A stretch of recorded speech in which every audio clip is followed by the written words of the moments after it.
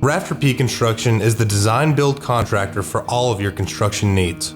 Quality and customer satisfaction will always remain our top priority. The American dream has inspired the Rafter P team to push to be community leaders and support the local youth because that is our future. Let's now talk with the founder and owner, Brad Pryor.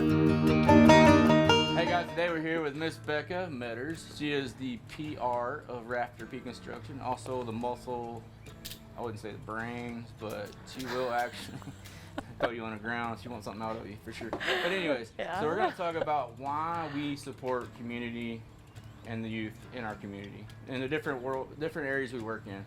And Becca can normally talk to anybody, but when it comes to a camera, like, just totally loses it. So yeah, I'm gonna force information out of her today, and hopefully it's gonna be a lot of bloopers. So if anything gets bleeped out, we're gonna leave it in there. Okay?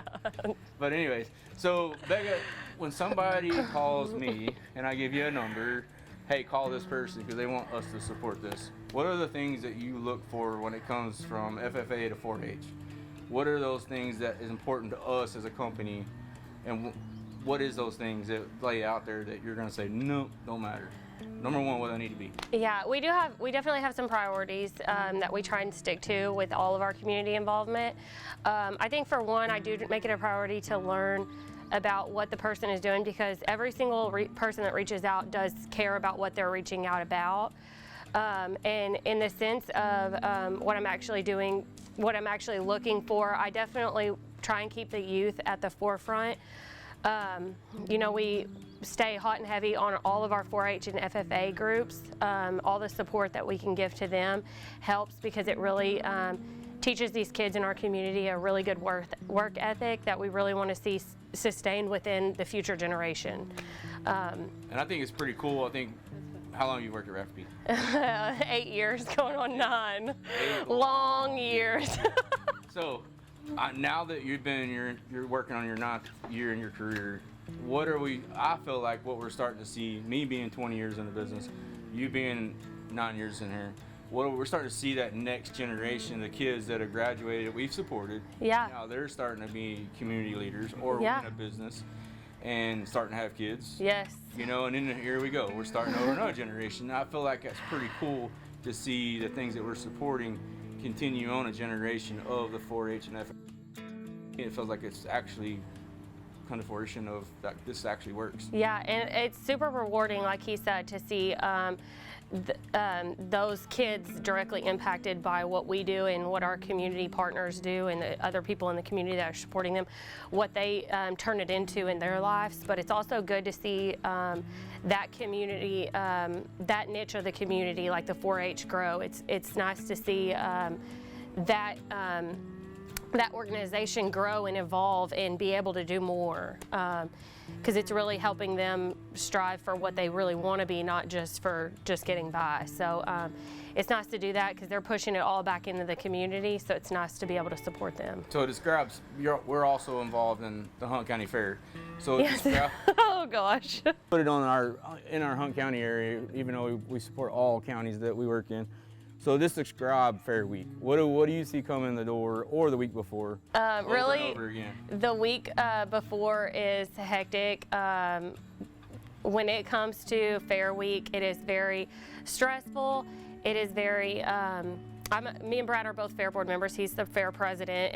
I'm an acting board member. I do a lot of pre-prep planning with our fair board manager, and it's very stressful. It's a lot of putting out fires the week before, not legitimate fires for our fire marshal on the record, but Papa Giorgio. We see a lot of 4-H and FFA groups come out with their animals, and they actually show the week of, and you actually see that work ethic. And some of them they will show up, and you can tell how hard they've worked with that pig. It takes a lot. Brad's actually learned how much it takes with rabbits because his daughters showed rabbits this year. He's not a fan of rabbits right now, but that's another video. But it's nice to see that work ethic play out, and you know, sometimes you can tell the kids that didn't put forth the work ethic. It's nice to see those ag leaders and 4-H leaders be able to give them direction for how to do it better.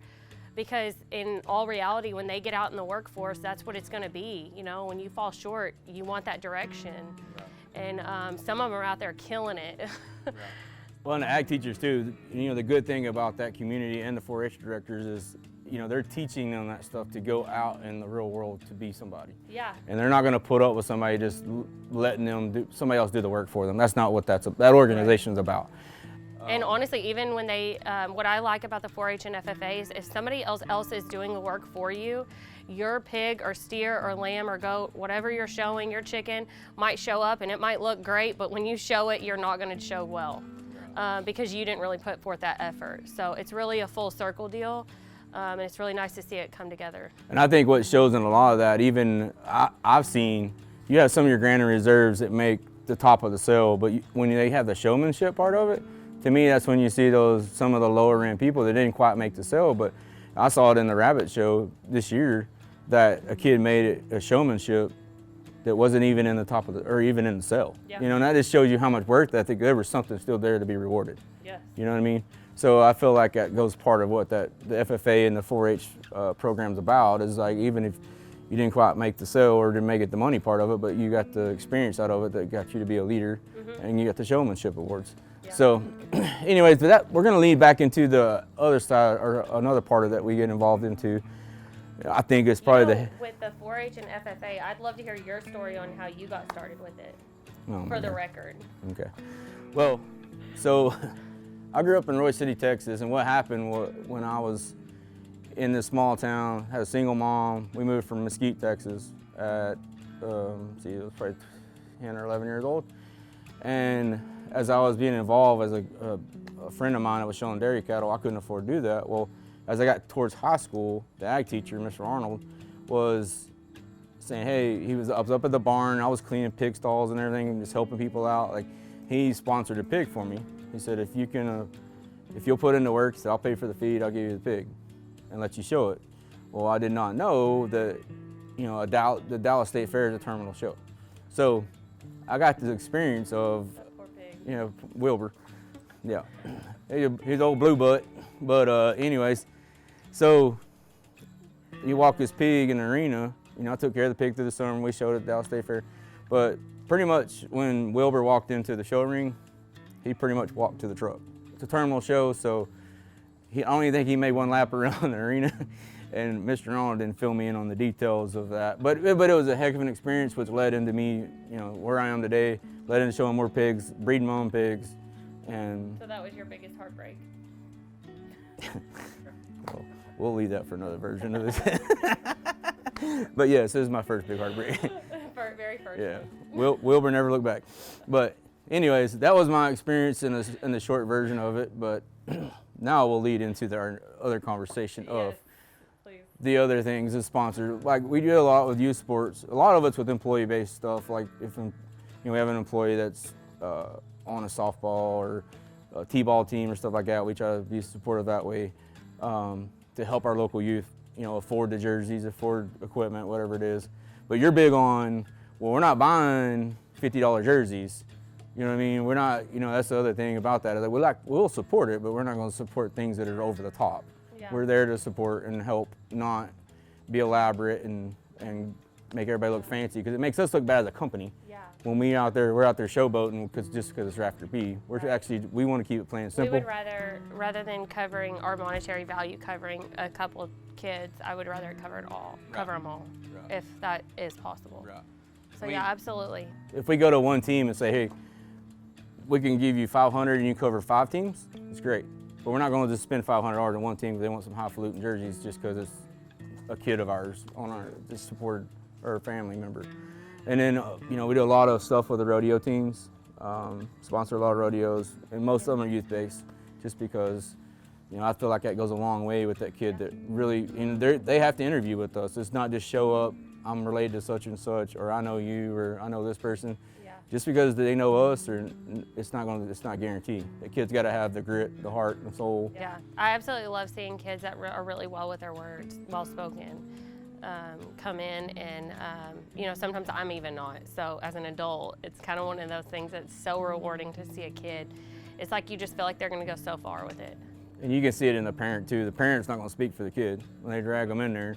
Yeah. Most of the time it takes them a minute to warm up, but I feel like that's another part of that rural America, you know, just from the youth sports to the rodeos, is helping those kids get involved, because that's stuff that's work ethic, you know, going outside feeding a horse every day, you know, doing your work and in the roping pen or rodeo pen, whatever it is. That's still part of that rural America that we feel like we need to support, because that's what we're about. Yep. And then the next thing I feel like it's real close to my heart, and I feel like it is yours too, is supporting the youth that are troubled. You know, from Child Advocacy Center to the CASA kids to that kind of stuff. To me, those are the kids with no voice. I feel like it's the kids that need it the most. Right. And we are heavy into that. And it's not fun to sit there and watch some videos, but it also puts us humble, you know, knowing that there's kids out there that don't have that voice. Yep.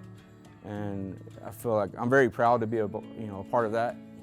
And I feel like it goes a long ways. And if you do not know what CASA does, you do not know what a CAC, you know, the Child Advocacy Center does. Each county has their own, I believe. You definitely need to. You need to go do your research, because it's a program that's very needed. Look it up. Get your tissues and look it up. Yeah, and because it is a thing a lot of people don't know nothing about. Yeah. You know, and God forbid if you ever have to use it, but you know, it is something I feel like it doesn't have a very loud voice. It's just something people think it does get some government funded money or county funded money, but it's not enough. Yeah. And our goal isn't to is to help, not just push it on the rug or not talk about it. Like, that's obviously the stuff nobody wants to talk about. Yeah. So, but I think it's one of those things that is very important. Yeah. But I was this video more or less is just telling you what Rafter P is about. As far as our community involvement, like, we love supporting our FFAs and 4-H's. That's how I became who I am today. I feel like it supported me when I was being raised by a single mom. I love the youth sports stuff, because I feel like, you know, the people that are not into the rural America or the animals, that's the other side of we're supporting the youth and the rodeos. And then also, obviously, the kids that don't have a voice. Yeah. You know, and I heavily want y'all to go check out the Child Advocacy Centers in your local county and your CASAs, because they need your help. So appreciate your time. We'll talk to you soon.